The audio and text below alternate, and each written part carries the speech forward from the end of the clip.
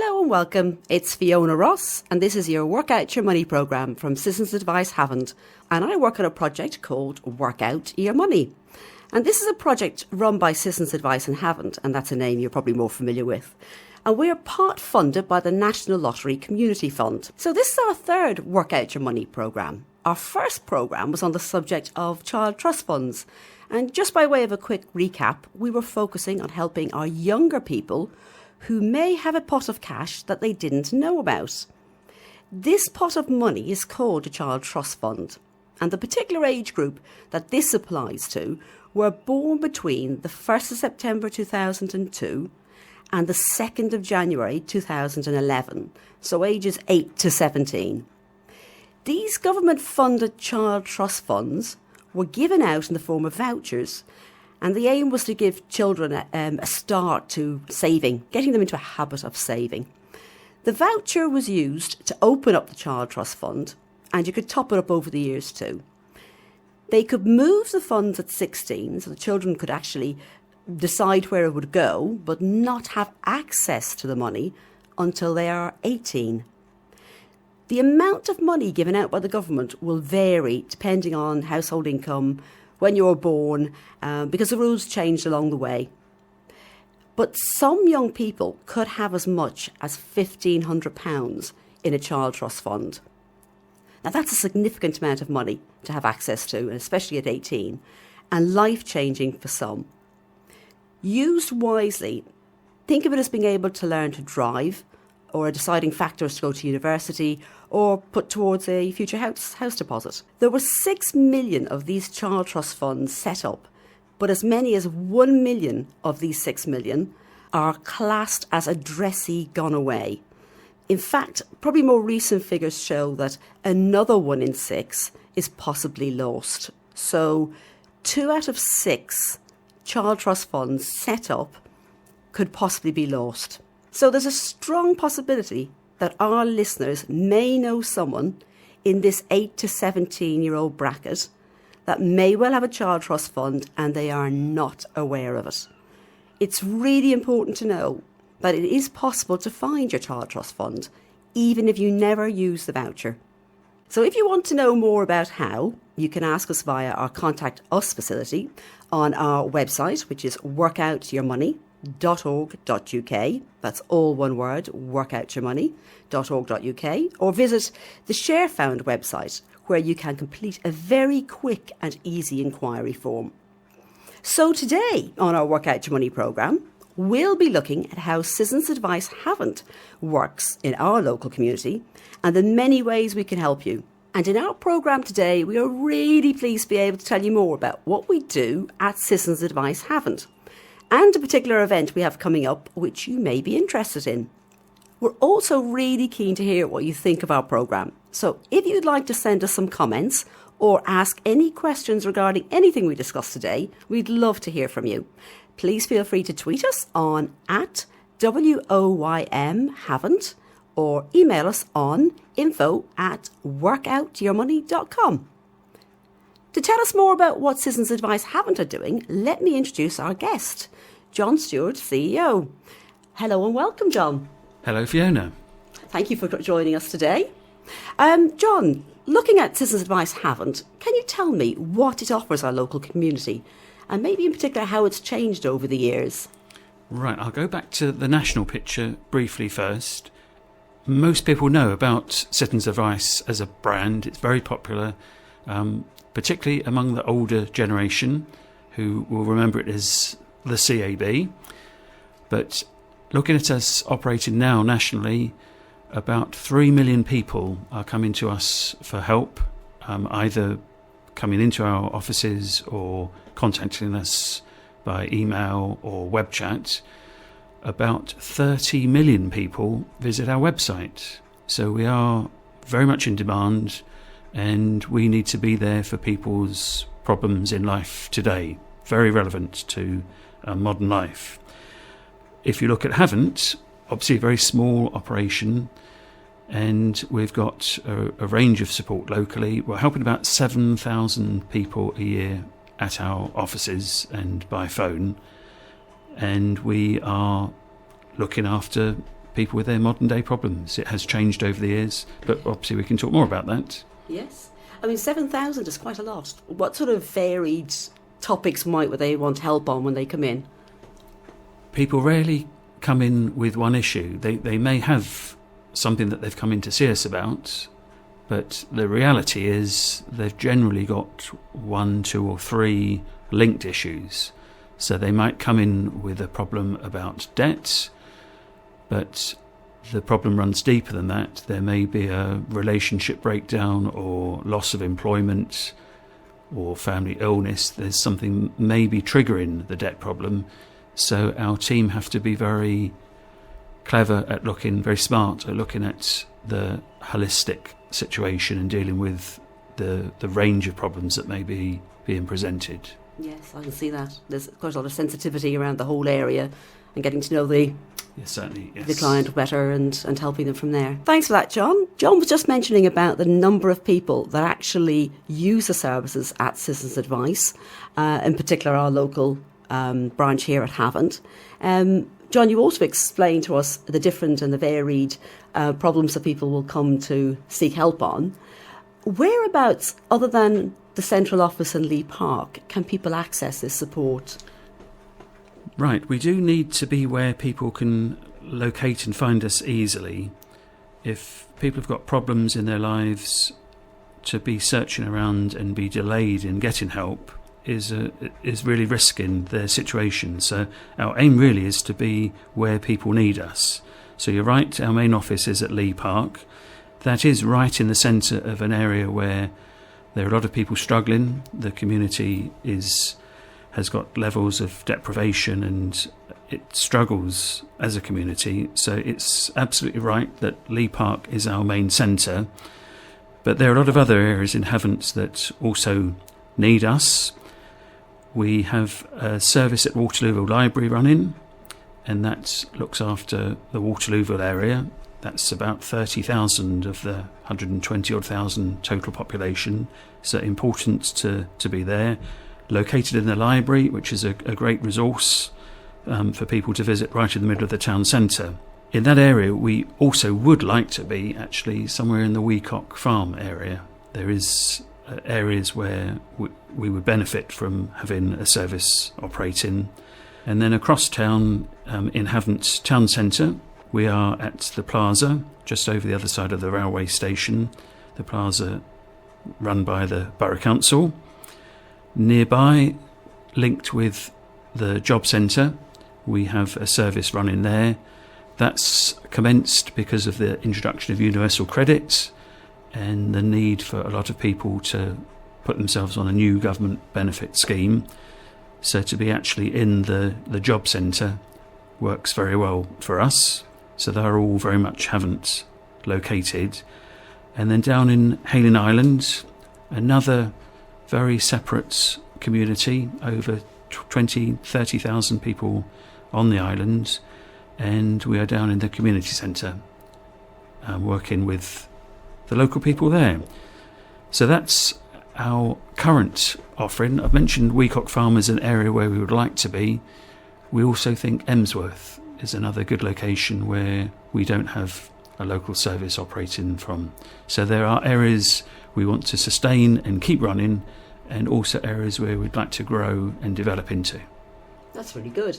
It's easy to think that it's all just central in one office, as we mentioned before about the old bureau type, setup that people think of. But in fact, actually, you're out in the community. You're in various different places, and especially the job centre. That's an interesting one that people can actually get some help in addition to, filling out forms. So how does that work? Yeah, that's it's a new operation started. We've been running it for a year, linked to universal credit and the new claim. If people are needing to go into the office and claim on universal credit, then that's a really good opportunity to catch them and support them through that whole process, which is a very complicated and challenging process, and to have that support at that time is very important. We do pick up people that are claiming universal credit and need a lot more help to see them through the process. Shouldn't forget either that, as mentioned earlier, we do have a national website where a lot of people that are more confident can get help themselves. And there is a very active phone line service where people can phone in and get help.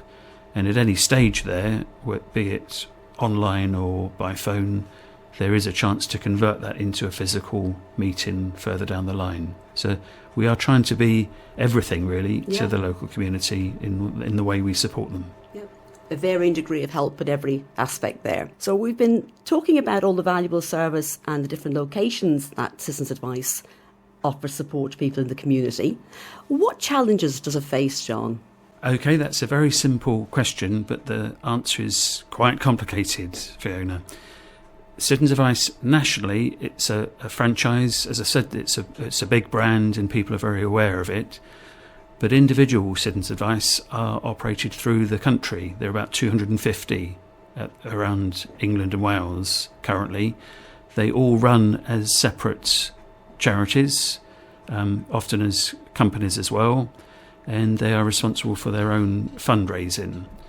So for Havant, we are funded by the local authority, Havant Borough Council, as our core funder. Havant Borough Council is a particularly cash-strapped local authority with limited funding and quite a big social demand across the borough. So we struggle to get funding adequate for our need. That's not a criticism of the Borough Council because they clearly rate us very strongly and are keen to support us, but the cash is restricted and we have to work very hard to keep ourselves operating at the level we need to support the number of clients we need to in the area. So as a charity, we do fundraising, we are looking for grants, sponsorship, all sorts of funding to keep the operation running. As a charity, you may think, well, our overheads might be very modest, and of course we would aim to keep them very modest, but we need premises to operate from. We need to employ a small team of staff to run the operation. We rely heavily on volunteers to deliver our advice service, but those volunteers do need supporting. So as a consequence, we have a level of overhead that we really do strive to cover, and that's quite challenging in current times to keep that level of service running. And we're ever more active in finding new income streams to support us. Work Out Your Money is an example of us diversifying. We went to the National Lottery Community Fund to get Work Out Your Money running, and that provides another facet to our service. It's proactive work. That's quite important because if we catch people in the community before they actually encounter financial problems and give them financial education, then we'll be faced with less of a queue at our door. So it is complicated, the needs of Citizens Advice operation, and it is a constant juggling act to keep delivering the service to the community. Yes. It does sound like a challenge to actually keep everything going, keep all the core sort of advice going, and then do proactive projects like Work Out Your Money as well. But you've obviously managed to do that, which is, commendable for Citizens Advice to be able to keep moving forward despite those challenges. Yes, it's one of the very few of that sort of project in the country, improving money skills. But that is really what the community needs. If people wait with their problems and let them develop, and we've got huge experience of that, then they come to us with a bigger, more complicated problem or series of problems to resolve. And that takes a lot of our resource and is obviously very difficult for the individual to deal with. So perfect to have this proactive work where we try and solve issues really before they arise. Yeah, that does make sense. Yeah. And John, you've been telling us all about the brilliant work that Citizens Advice are doing locally. Looking at our volunteers, you mentioned you rely a lot on the team. How do you plan to grow this team of volunteers? Volunteers are really important to us at Citizens Advice Havant. I mentioned earlier the way our challenges are predominantly relating to funding, and running our services using volunteers is a critical component to our survival into the future. We have around 50 volunteers at the moment, and they offer us a range of help and support through the week. We have a very strong advice team of trained advisors that act at the coalface and are dealing with client appointments and interviews, and they are supported by a range of volunteer activities, receptionists, admin staff, people helping us with social media and back office functions. So we're looking for more volunteers to be able to maintain our service and grow our service. I mentioned earlier that there are areas in Havant where we would like to provide better and more local services, and even in our Lee Park and Waterlooville offices we need a stronger team to be able to offer longer hours and more client time. To help us recruit a bigger volunteer team, we are organising a volunteering opening day where members of the public, listeners here, can drop into an event in the centre of Havant at the Tesco community room, which is at the Tesco stores in the centre of Havant. I'll come back to the details on that later. But we want to just offer people the opportunity to see the volunteering roles that we have on offer, and to hopefully draw them into an area of invaluable work in the local community. It really is up there at the top end of volunteering in terms of the impact you can have on people's lives and solving the problems and making life easier for them. So a real priority event for us coming up. That's really interesting, John, that you're actually organising an event for people to come along to. So this is at the Tesco Community Room, as you mentioned, in Tesco's in Havant. It's on the 30th of January, so save that date. And the timing you were looking at is about 9:30 till 1. That's correct. Yeah.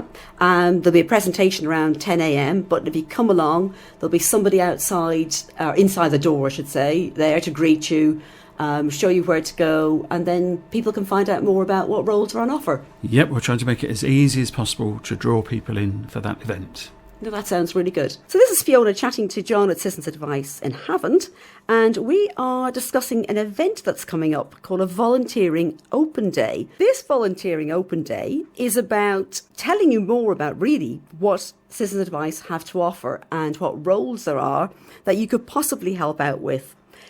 So on the actual day, John, when they turn up, what do people expect to get out of that? Right, we've arranged it in a very central location to make it as easy to access as possible. So very easy to just do some shopping and pop in and see us. As mentioned, we're there from 9:30 to 1, so quite a good length of time there. If you arrive there, we will draw you into the room. Tea and coffee and cake for starters. Oh, great. So that's a good start. And then we want to just demonstrate how we work and what support we really need. We will have some staff there to do that and explain the various roles on offer. There is material to look at and view that will set out exactly what we're looking for. But quite importantly, we will also have some actual volunteers there as well who have got experience of working with us already. And that's, we feel, is very important, that potential volunteers coming in can really learn from those that are already doing it, what the experience is like and what you can get out of the experience and the sorts of problems that you might encounter along the way. So that's a really practical approach to showing volunteering with Citizens Advice Havant as it really is. Yep, hearing it really firsthand from Absolutely. somebody who's doing the job. That's great. I mean, I've had the great opportunity to work with these volunteers as well. So I can see they'll obviously pass on some valuable points to some prospective new people as well. So we've been talking about our volunteering open day at Citizens Advice Havant. In fact, it's taking place at the Tesco Community Room in Tesco's in Havant on the 30th of January. And John, you were saying that if people come along on the day, they will hear a lot more about what roles are to offer. So what opportunities would they have in terms of training if they do come on board? Yep, good question, Fiona. Firstly, we are very flexible about the type of people that we can take on as volunteers. They may be retired with spare time on their hands. They may be students that want to get more experience. They could be stay-at-home mums and dads that want to get it back into a work environment. Quite a range of people could find our volunteering really valuable for very different reasons and in different circumstances. So the volunteering opportunities that we can present do fit people's circumstances in different ways. The core operation relies on an advice team, teams of advisors working together. The roles, they're split into two really. That there is a fully qualified trained advisor role, which is quite a tough process. I feel personally it's one of the most difficult volunteering opportunities out there, because you do need to have extensive learning on the range of issues that will be presented to you.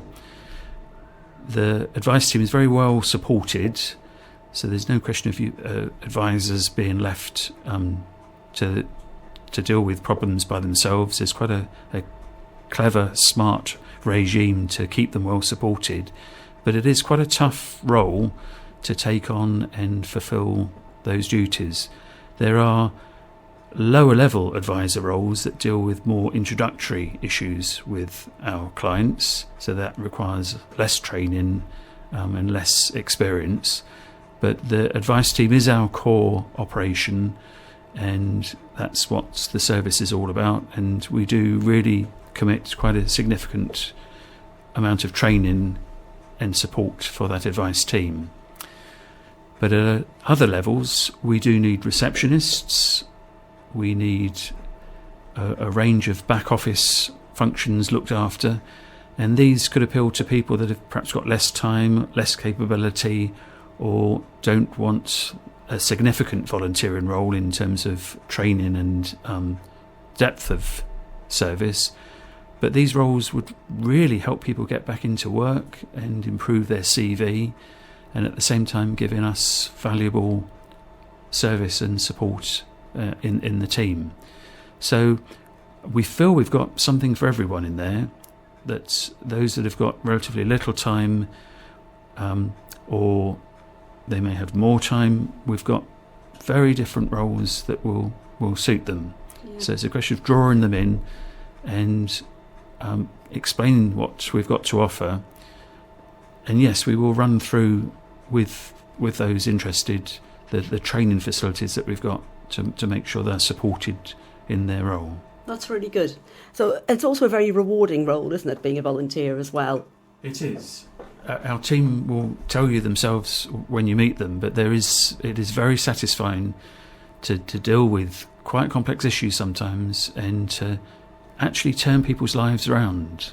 And the work is challenging, but at the end of the day, they go home very satisfied that they've really made a difference in a person or family's life. So you've been listening to our Work Out Your Money programme, and we've been chatting to John Stuart, the CEO of Citizens Advice in Havant. Thanks for telling us what this valuable service has to offer our local community, and an insight into what actually is required to keep the wheels turning. If you feel you can give some of your time to join the Citizens Advice team, then please do come along to our volunteers event on Thursday the 30th of January, 9:30 till 1. We're going to be there at Tesco's community room in Havant, actually, at Tesco's in Havant.